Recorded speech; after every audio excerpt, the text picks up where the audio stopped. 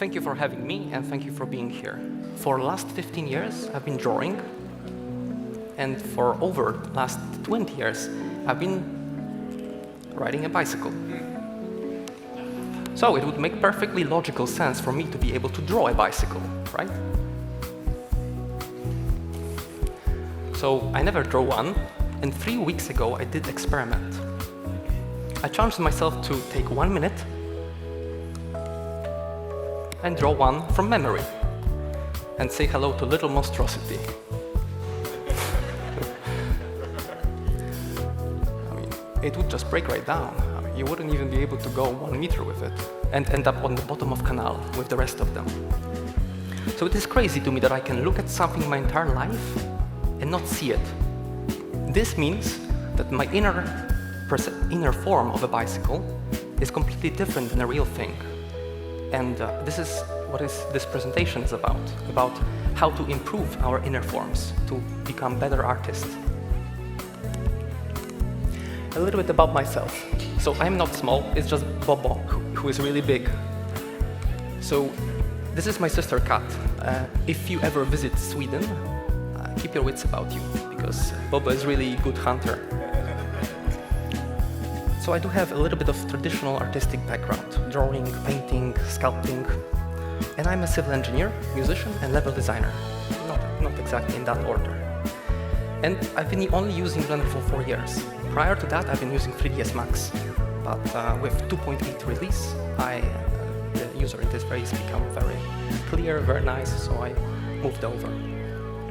And you might find me walking like a lunatic, sketching sometimes, always within my sketchbook.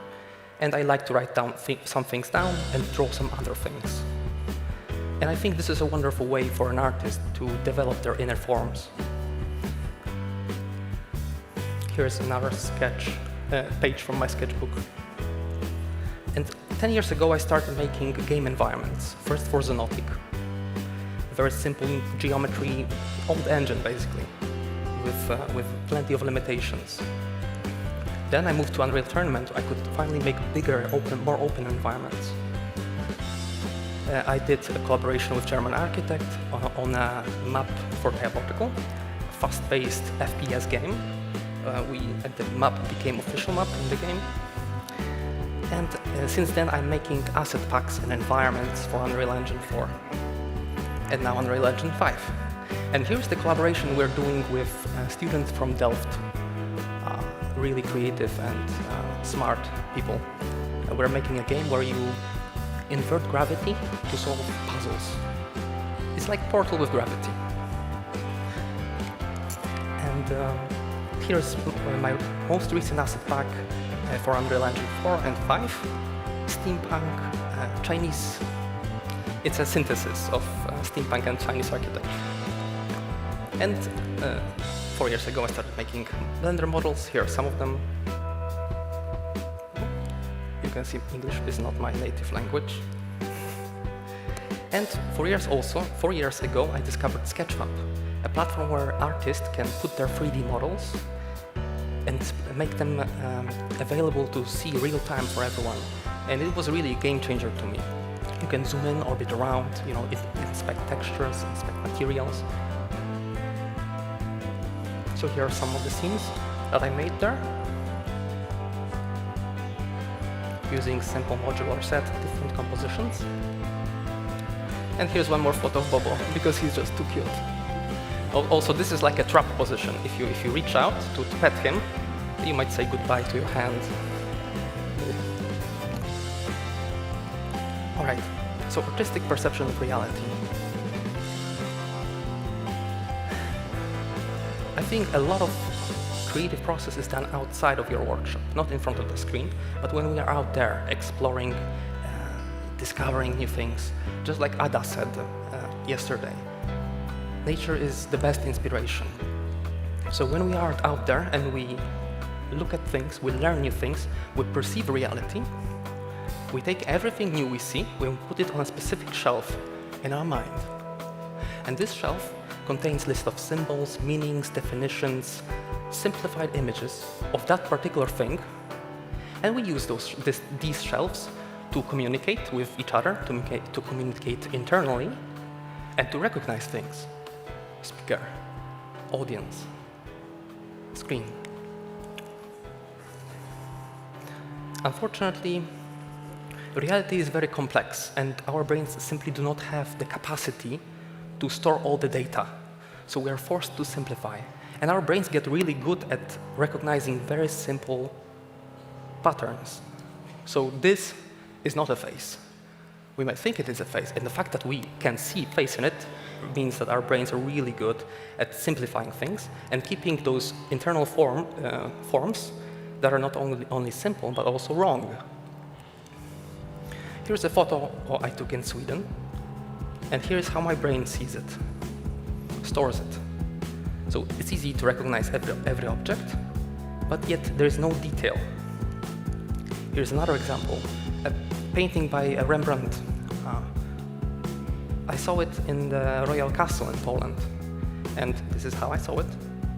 And here is how my brain stored it. And my favorite thing to draw when I'm in nature is trees. So here are two beautiful trees that I took photos of the other day. The one on the left, is it was struck by lightning, but it's still alive. It still grows. This one, I liked seeing children climb up, but they put like this thing around so children can no longer have fun. So here is a simplified version of these trees. You can still recognize that these are in fact the same. But it's easy to recognize, it's easy to learn and communicate with this.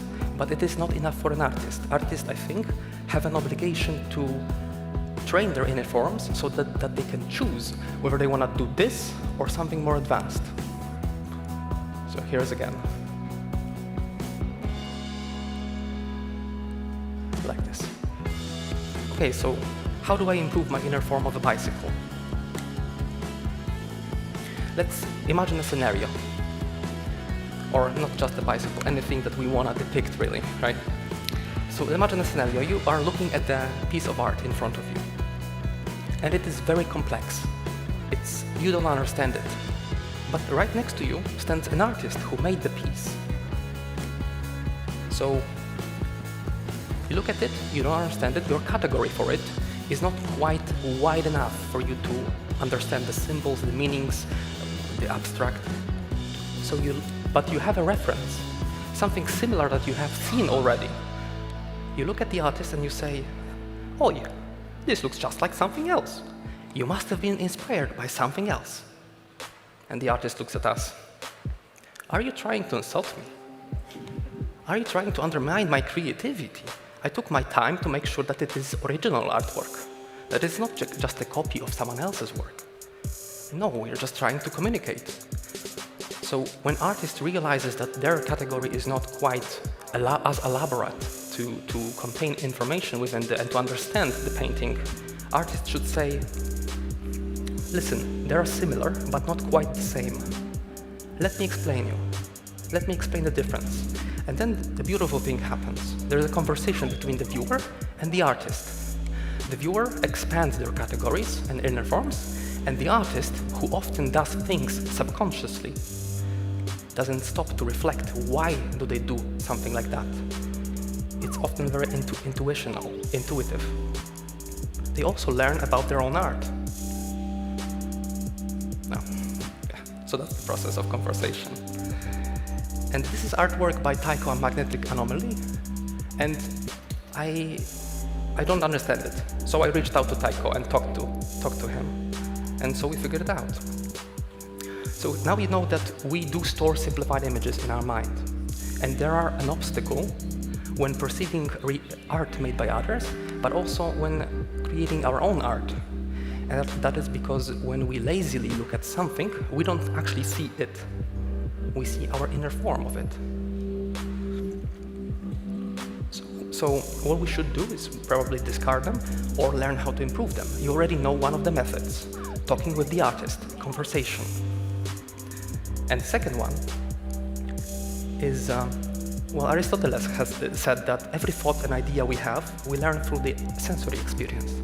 So when we are out there and we fully perceive reality, when we are exploring, discovering, when we are thoughtful, analytical. And we should also be positive, because if we don't learn to see beauty in things around us, we cannot create beauty ourselves. So here's an example of this. James Gurney is an amazing painter.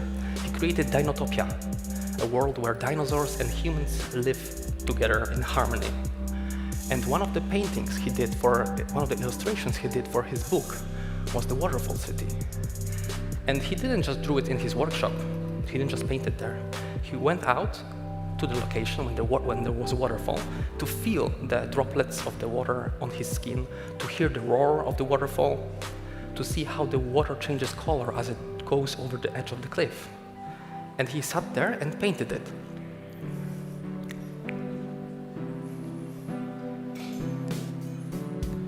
So my advice is, painting is a little bit hard and it's easier to draw.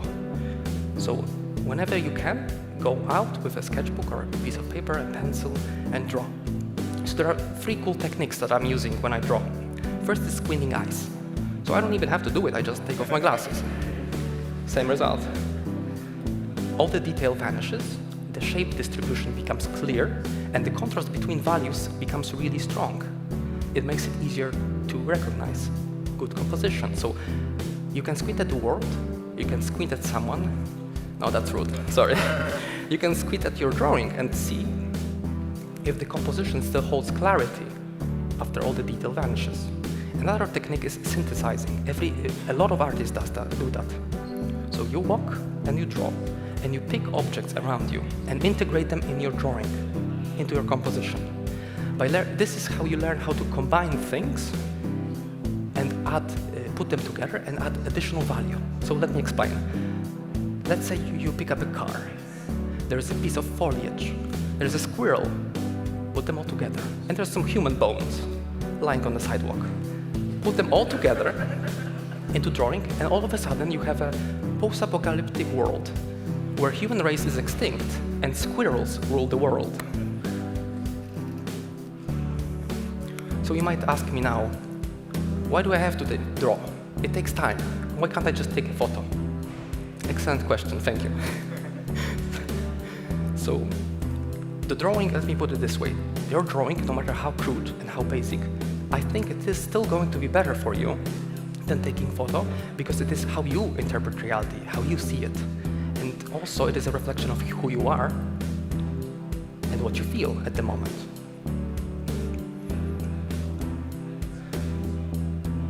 Everything you draw is expanding your visual library in your head that you always have with you, and that enables you as an artist in future projects. And also your art is based on your style, not on the and how you see the world, not how camera sees it. When we take a photo, we forget everything immediately. Most of the decisions are made for us, but when we draw, we have to make hundreds of decisions as we transfer reality onto a piece of paper. So we learn about the nature of the object, but we also learn about ourselves. In photo, everything is static, everything is final. But in drawing, everything is dynamic. You can rearrange reality in front of you.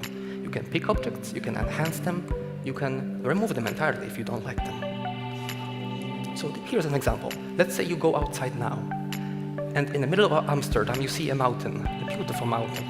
So you take it, right? You pick it up and multiply it, put it in the background. There's a windmill used for pumping water. Put it in the golden ratio. There's a bicycle obstructing view. Throw it into canal.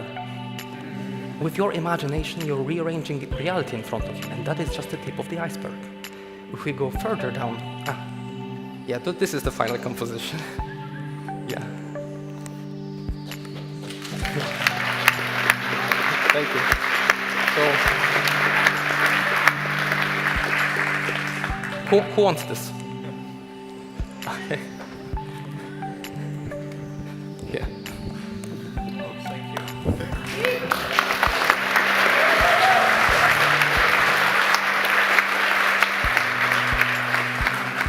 We can stretch reality if we want. Let's say we have a building. We can draw one thing with features of completely different thing. Building goes straight, but the tree goes like this. why don't we draw a building that goes like this? Although you shouldn't probably live in the 5th floor of the building. It would be dangerous to go to the balcony. If we invert it, we can put small windows and small doorways onto the tree. Someone could live there. Some small creature. The hell with it. Let's make an entire town on top of the wooden log. All right. This is Blender conference, so I should probably talk a little bit about Blender. So I'm gonna talk about photorealistic rendering, something that Andrew Price talked about yesterday, so I won't go into detail. Photorealistic goals in photorealistic rendering in general is basically an attempt to make a render look like indistinguishable from a photo. So goals for a photorealistic renderer are filmic color management, I think it's by default, PBR textures that can be obtained through various websites, or you can make them yourself if you take photos of different surfaces, high poly sculpts, quite difficult skill, and lighting simulation, cycles. So what is amazing to me is that all these goals in photorealistic art are tools, and many more, in NPR, non-photorealistic art, or called artistic rendering, which is basically any other type of render than photorealistic render.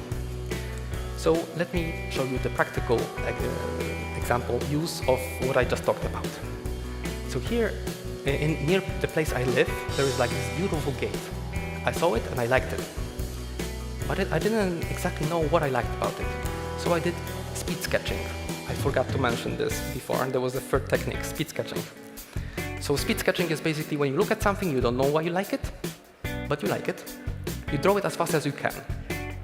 And your mind subconsciously focuses on the best parts. So you look at your drawing, oh, so this is why I like it. Very useful. You're capturing essence of what you want to depict. So this is the first photo, and this is final version in night and day cycle.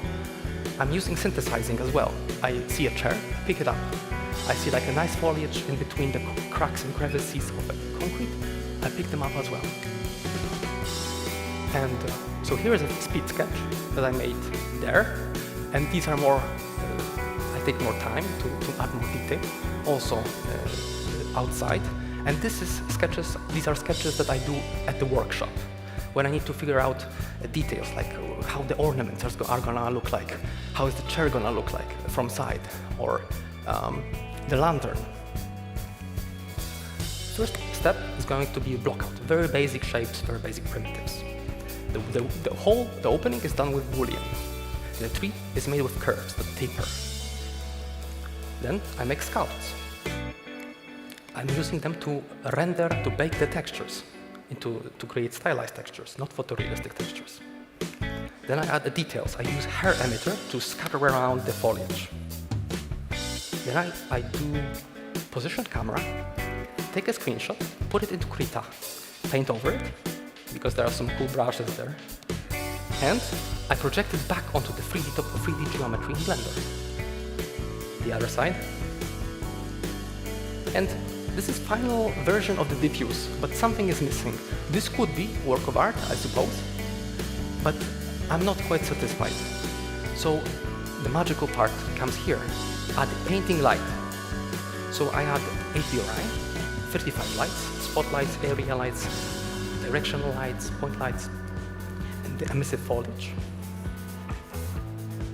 And for the day cycle, I do have a diffuser in the back, 28 lights, HDRI, and negative lights. You can have a negative lights. So if you use the slider, you don't get to the negative, you get to 0. But if you type in -50, you're actually subtracting the value and the hue, which is amazing. So next step is bake lighting. I bake all that information into the textures. I have two versions now, daytime and nighttime. And yeah, this is what I saw, and this is how I interpreted it. One last thing before I end is Fluffy. This is a photorealistic Fluffy, snow owl. Although infinitely cute, Fluffy will look always the same on every single photo. But in stylized art, in NPR art, we're not limited by it. So we have a much wider range of tools at our disposal to convey emotion and to convey style. this is a trap of photorealistic rendering. If we're not careful, we might lose that emotion, we might lose that style. Okay, let me summarize what I just talked about. First thing is to know that everyone, including you, categorizes and stores simplified images that are also quite wrong. Our task is to improve those images by talking with the artist and experiencing things, being thoughtful, respectful, and positive. When we draw or paint, or we just visualize, we should do like speed sketching, synthesizing, experimenting, reimagining reality. And I encourage you to use photorealistic rendering, but as your tool, not as your final goal. Okay? Thank you for having me.